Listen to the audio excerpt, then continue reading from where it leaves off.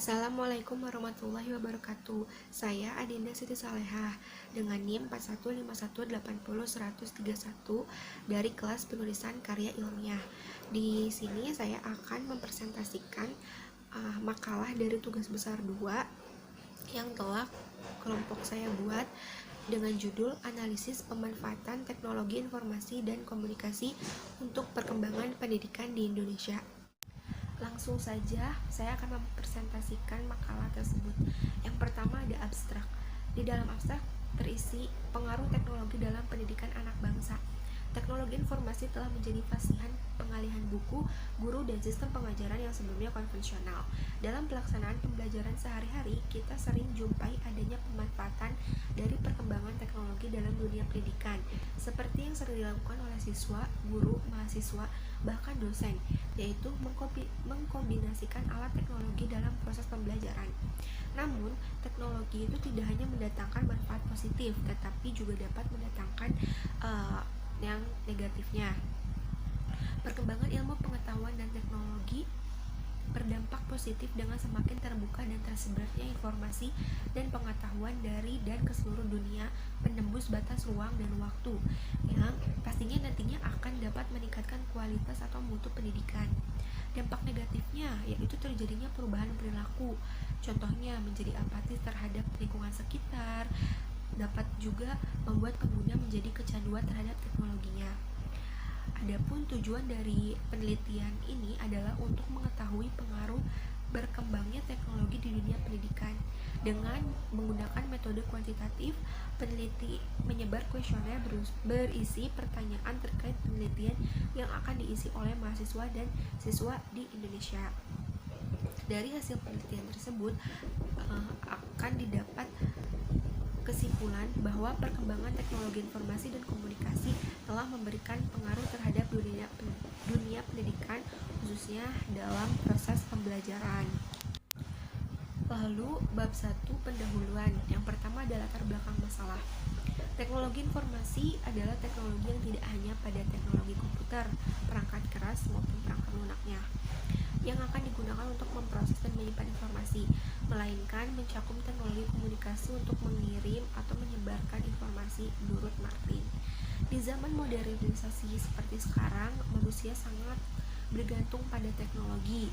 Hal inilah yang membuat teknologi menjadi kebutuhan dasar setiap orang. Dari orang tua hingga anak muda, para ahli hingga orang awam pun menggunakan teknologi. Teknologi sekarang sangatlah berpengaruh dalam aspek kehidupan manusia dan ikut berperan dalam kehidupan masyarakat luas, baik di bidang kesehatan, bidang ekonomi, hingga khususnya bidang pendidikan. Dalam proses pendidikan, komunikasi dilakukan dengan menggunakan media komunikasi seperti telepon, komputer, internet, email, dan sebagainya. Interaksi antara guru atau dosen dan siswa atau mahasiswa tidak hanya dilakukan melalui hubungan tatap muka, tetapi juga dilakukan dengan menggunakan media-media yang telah disebutkan tadi.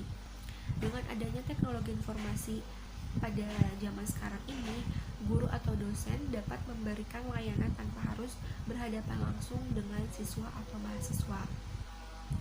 Teknologi informasi dalam pendidikan bisa dipahami sebagai suatu proses yang kompleks dan terpadu yang melibatkan orang, ide, peralatan, dan organisasi untuk menganalisis masalah, mencari jalan untuk menganalisis permasalahan, melaksanakan, menilai, dan mengelola pemecahan masalah yang mencakup semua aspek belajar manusia menurut Sukadi dalam Sudibyo.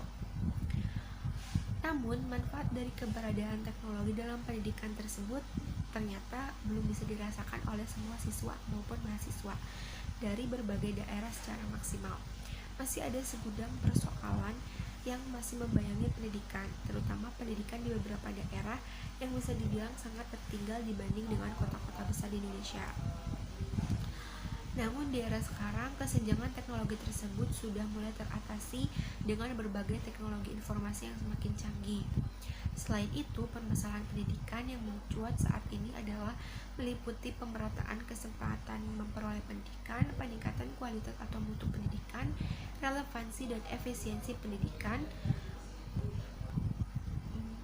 Berdasarkan latar belakang di atas, kami sebagai penulis tertarik untuk melakukan penelitian dengan judul Analisis Pemanfaatan Teknologi Informasi dan Komunikasi untuk Perkembangan Pendidikan di Indonesia, maupun dari permasalahan yang telah diangkat dapat dirumuskan masalahnya, yaitu yang pertama, bagaimana proses berkembangnya teknologi di dunia pendidikan. Lalu yang kedua ada, apakah dengan adanya teknologi dapat meningkatkan kualitas atau mutu pendidikan? Yang ketiga, bagaimana manfaat teknologi internet bagi pendidikan ataupun pembelajaran? Yang keempat, bagaimana peran teknologi di dalam dunia pendidikan? Yang kelima, bagaimana pengaruh perkembangan teknologi informasi dan komunikasi terhadap aktivitas pendidikan? Lalu di bab 2 yaitu tujuan dan manfaat. Tujuan karya ilmiah yang akan dicapai oleh peneliti adalah yang pertama, mengetahui proses berkembangnya teknologi di dunia pendidikan. Yang kedua, mengetahui apa saja manfaat teknologi internet bagi pendidikan ataupun pembelajaran. Yang ketiga, sebagai penambahan wawasan bagi penulis dan pembaca. Yang keempat, mengetahui peran teknologi dalam dunia pendidikan. Yang kelima, untuk mengetahui pengaruh perkembangan teknologi informasi dan komunikasi terhadap aktivitas pendidikan. Lalu ada manfaat karya ilmiah. Yang pertama, manfaat secara teoritas.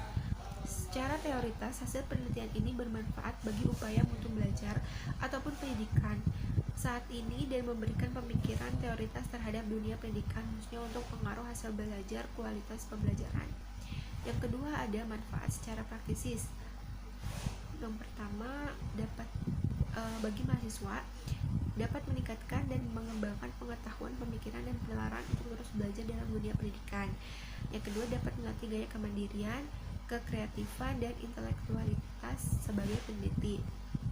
Lalu bagi lembaga pendidikan, dapat menjadi patokan atau pedoman untuk calon-calon pendidik yang akan datang agar dapat mengetahui pengaruh pemanfaatan internet terhadap hasil belajar siswa, serta dapat meningkatkan kualitas pendidikan.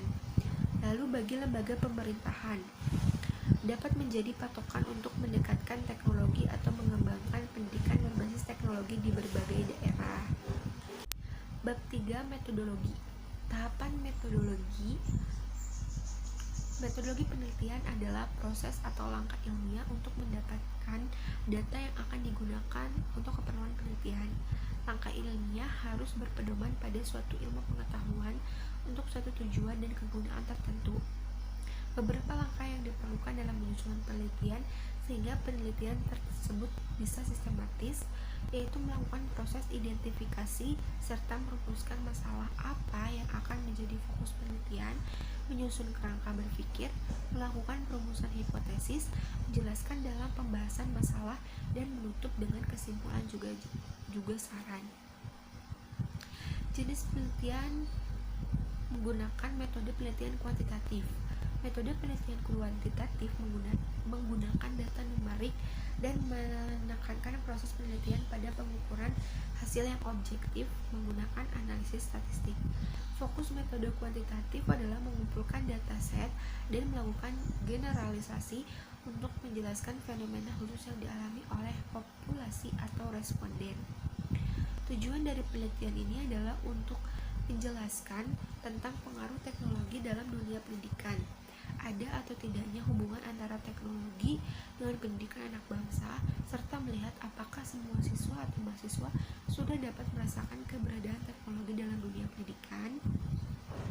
Dalam penelitian ini terdapat dua variabel penelitian, yaitu teknologi sebagai variabel bebas dan pendidikan sebagai variabel terikat. Indikator-indikator variabel tersebut akan dikembangkan menjadi butir-butir pernyataan yang dituangkan dalam kuesioner dengan menggunakan skala Likert, dan data yang diperoleh akan dianalisis dengan menggunakan program statistik.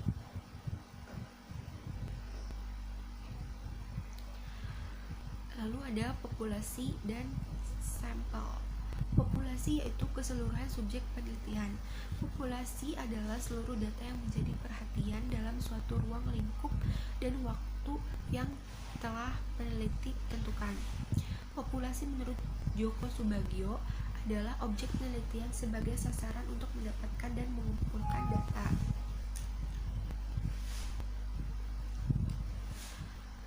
Berdasarkan dari beberapa pendapat, dapat diambil batasan pengertian bahwa populasi adalah keseluruhan untuk objek sebagai sumber data dengan karakteristik tertentu dalam sebuah penelitian. Adapun populasi dalam penelitian ini adalah para siswa atau siswi dan mahasiswa atau mahasiswi di Indonesia.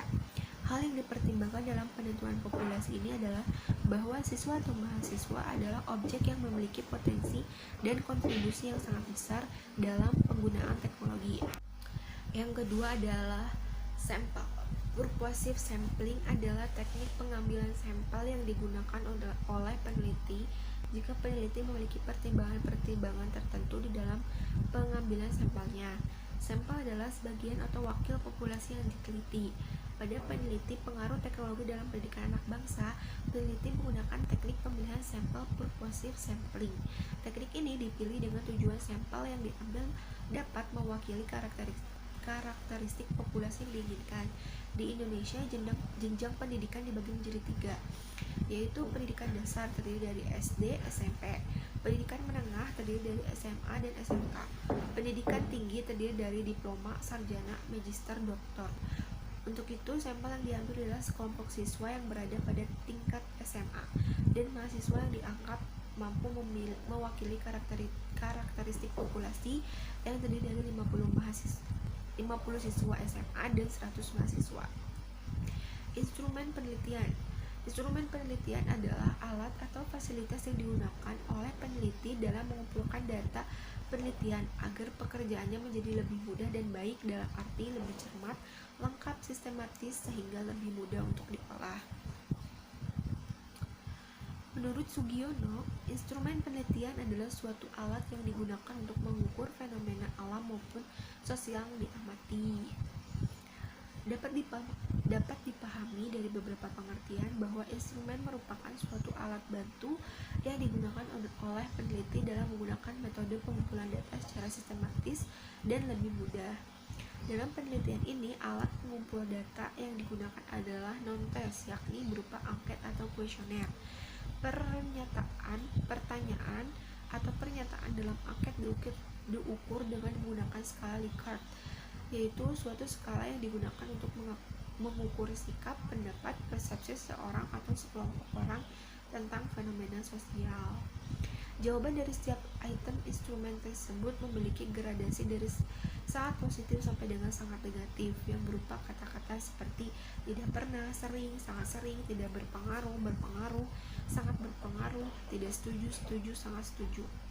Dengan demikian, dalam pengukuran variabel penelitian, responden diminta untuk menyatakan persepsinya dengan memilih salah satu dari alternatif jawaban dalam skala 1 sampai dengan 3. Lalu ada pengumpulan data. Teknik pengumpulan data. Menurut Ari Kunto, teknik pengumpulan data yaitu cara memperoleh data dalam melakukan kegiatan penelitian. Kegiatan pengumpulan data merupakan langkah yang tidak dapat dihindari dalam setiap kegiatan penelitian apapun jenisnya. Data adalah sesuatu yang diperoleh melalui suatu metode pengumpulan data yang akan diolah dan dianalisis dengan suatu metode tertentu, yang selanjutnya akan menghasilkan suatu hal yang dapat menggambarkan atau mengindikasikan sesuatu. Sedangkan pengumpulan data adalah suatu aktivitas mengamati variabel yang akan diteliti dengan berbagai metode. Untuk mengumpulkan data penelitian, kami menggunakan metode-metode sebagai berikut. Yang pertama ada metode angket atau kuesioner, yaitu suatu daftar yang berisikan rangkaian pertanyaan mengenai sesuatu masalah atau bidang yang akan diteliti untuk memperoleh data. Angket disebarkan kepada responden. Dalam hal ini, penulis membuat pertanyaan-pertanyaan tertulis kemudian dijawab oleh responden atau sampling. Dan bentuk angketnya adalah angket tertutup dan juga angket terbuka. Angket tertutup yaitu angket yang soal-soalnya menggunakan teknik pilihan ganda atau sudah ada pilihan jawaban, sehingga responden tinggal memilih jawaban yang akan dikehendakinya. Sedangkan angket terbuka adalah angket yang disajikan dalam bentuk sedemikian rupa sehingga responden dapat memberikan isian sesuai dengan kehendak dan keadaannya. Teknik angket digunakan untuk mengetahui tingkatan kecerdasan emosional dan motivasi pada diri siswa atau mahasiswa. Pada pelaksanaan penelitian, responden diarahkan untuk mengisi angket tersebut berdasarkan keadaan diri mereka sebenarnya. Lalu ada bab 4, hasil dan pembahasan. Karakteristik responden. Penelitian ini menggunakan 105 responden yang memiliki tujuan untuk mengetahui pengaruh teknologi pendidikan terhadap anak bangsa. Pengumpulan data dilakukan dengan menyebarkan kuesioner secara online melalui Google Form yang kami sebarkan melalui media sosial. Dengan tujuan yang didasarkan, data dikumpulkan dengan responden kuesioner sebanyak 105 berasal dari 48 responden pelajar SMA dan 57 responden mahasiswa, di mana masing-masing berasal dari daerah yang berbeda-beda. Karakteristik responden bertujuan menguraikan deskripsi identitas responden menurut kriteria sampel penelitian yang telah ditetapkan. Salah satu tujuan pemaparan deskripsi karakteristik responden adalah memberikan gambaran responden menjadi sampel dalam penelitian ini. Karakteristik responden dikelompokkan menurut jenis kelamin, domisili, dan pendidikan. Yang pertama, karakteristik responden berdasarkan jenis kelamin. Dapat dilihat dari gambar diagram ini. Laki-laki ada 34,3% dan perempuan 65,7%.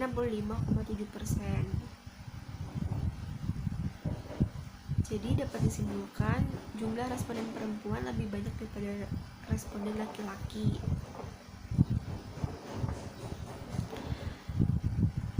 Lalu yang kedua ada karakteristik responden berdasarkan domisili.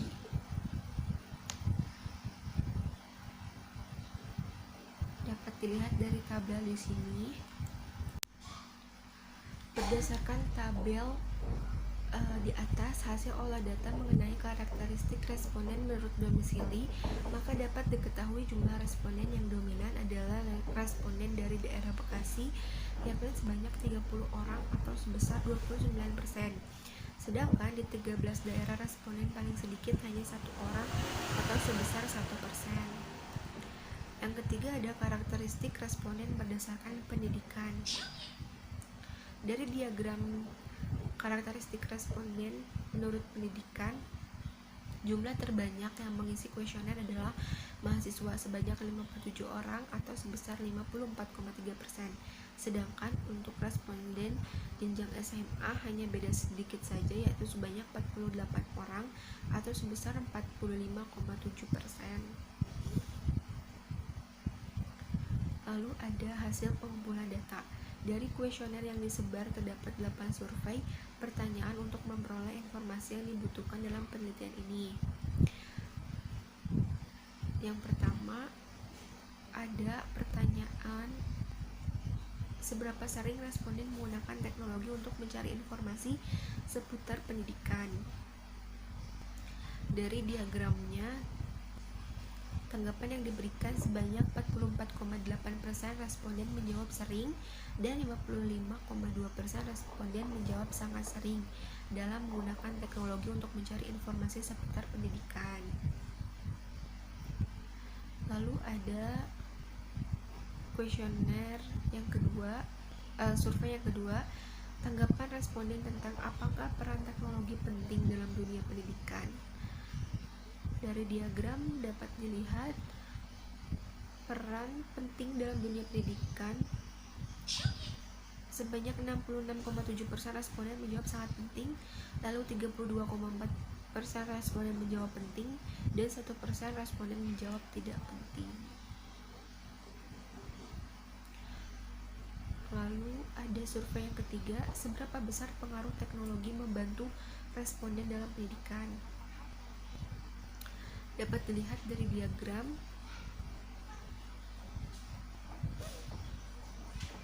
responden menjawab sangat berpengaruh sekitar 72,4% dan 27,6% responden menjawab berpengaruh.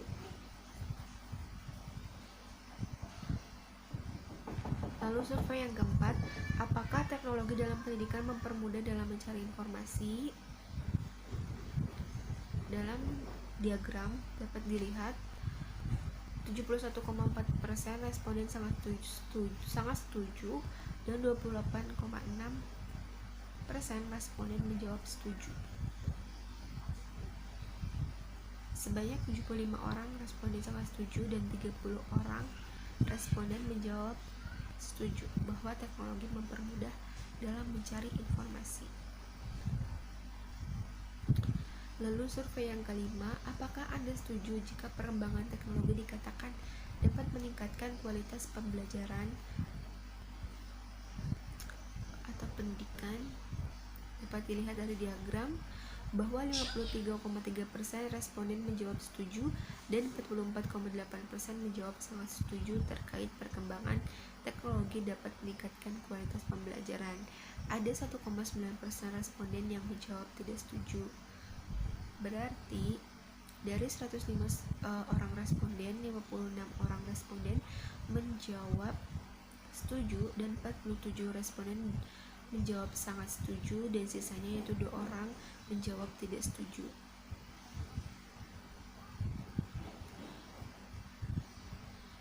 Lalu survei ke-6, perkembangan teknologi yang paling berpengaruh dalam dunia pendidikan.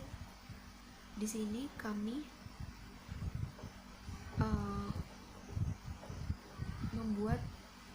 memasukkan 5 tanggapan dari responden. Yang pertama ada perkembangan teknologi pada media sosial. Lalu ada juga yang menjawab perkembangan teknologi artificial intelligence karena banyak sekali perkembangan yang dapat membantu dalam proses pembelajarannya seperti kemajuan dan kecanggihan teknologi. Lalu yang ketiga, perkembangan teknologi digital seperti internet dan sistem dalam komputer, termasuk juga smartphone yang memudahkan orang untuk mengakses informasi. Lalu ada perkembangan search engine seperti Google Chrome, perkembangan aplikasi pembelajaran secara online seperti Google Classroom, Gmeet, Zoom, dan lain-lain. Lalu dampak positif dari perkembangan teknologi bagi dunia pendidikan. Jawaban menurut responden, dampak positifnya ada menambah wawasan, mendapat banyak informasi, memudahkan guru dalam belajar dan mengajar, mengakses informasi pengetahuan dengan cepat, dapat membantu menyelesaikan masalah dalam pembelajaran, memudahkan untuk belajar jarak jauh, menghasilkan siswa atau siswi yang cerdas, menghemat penggunaan kertas. Lalu survei yang ke-8, dampak negatif dari perkembangan teknologi bagi dunia pendidikan. Responden banyak menjawab terlalu berfokus, tidak berkembang, kecanduan game, TikTok, dan lain-lain, jarang belajar, malas, kecanduan teknologi, kesehatan mata, jarang buka buku, mempermudah terjadinya pelanggaran, semakin sering menggunakan jawaban yang instan tanpa mengetahui pengerjaan soal yang benar. Lalu ada analisis peran teknologi informasi di bidang pendidikan. Seberapa sering responden menggunakan teknologi untuk mencari informasi seputar pendidikan? Hasil penelitian menunjukkan bahwa teknologi sering, bahkan bisa dikatakan sangat sering digunakan untuk mencari informasi seputar pendidikan. Penggunaan teknologi dapat membantu siswa maupun mahasiswa dalam mencari informasi yang berkaitan dengan pendidikan, seperti beasiswa, info kampus, dan lainnya. Lalu yang kedua, apakah peran teknologi penting dalam dunia pendidikan? Peran teknologi sangatlah penting dalam dunia pendidikan. Untuk pembelajaran daring, teknologi sangat penting seperti penggunaan video online untuk memberikan materi pembelajaran atau memberikan tugas. Lalu yang ketiga ada seberapa besar pengaruh teknologi membantu responden dalam pendidikan. Cukup besar pengaruh teknologi membantu dalam pendidikan. Besarnya pengaruh teknologi dapat membantu siswa maupun mahasiswa dalam pendidikan, seperti belajar daring yang dilakukan selama pandemi. Lalu yang keempat, apakah teknologi dalam pendidikan dapat mempermudah dalam mencari informasi? Keadaan teknologi memberikan kemudahan dalam mencari informasi, seperti penggunaan search engine yang bisa digunakan untuk mencari informasi yang kita butuhkan. Lalu yang kelima, perkembangan teknologi terhadap pendidikan dapat meningkatkan kualitas pembelajaran. Seiring dengan perkembangan teknologi, dunia pendidikan juga ikut berkembang dengan adanya peningkatan kualitas pembelajaran. di mana sekarang pembelajaran dapat dilakukan di mana saja secara online. Lalu yang keenam ada perkembangan teknologi apa yang paling berpengaruh di dunia pendidikan. Perkembangan teknologi yang paling berpengaruh yaitu perkembangan teknologi digital seperti internet dan sistem dalam komputer, termasuk juga smartphone yang memudahkan orang untuk mengakses informasi. Lalu yang ketujuh ada dampak positif dari perkembangan teknologi bagi dunia pendidikan. Perkembangan teknologi memberikan banyak dampak positif bagi dunia pendidikan. Contohnya, mempermudah dalam mengakses segala informasi pendidikan sehingga bebas untuk mengeksplor dan mendalami skill yang ingin dimiliki oleh siswa maupun mahasiswa. Lalu ada yang ke-8, yaitu dampak negatif dari perkembangan teknologi bagi dunia pendidikan. Di balik banyaknya dampak positif dalam pendidikan, ternyata ada juga yang berdampak negatif bagi pendidikan. Contohnya, menjadikan siswa kurang kreatif karena hanya menggunakan materi dari internet dan hanya melakukan copy paste saja. Selain itu, selalu sering menggunakan teknologi dapat juga berdampak bagi kesehatan mata. Lalu ada kesimpulan dan saran.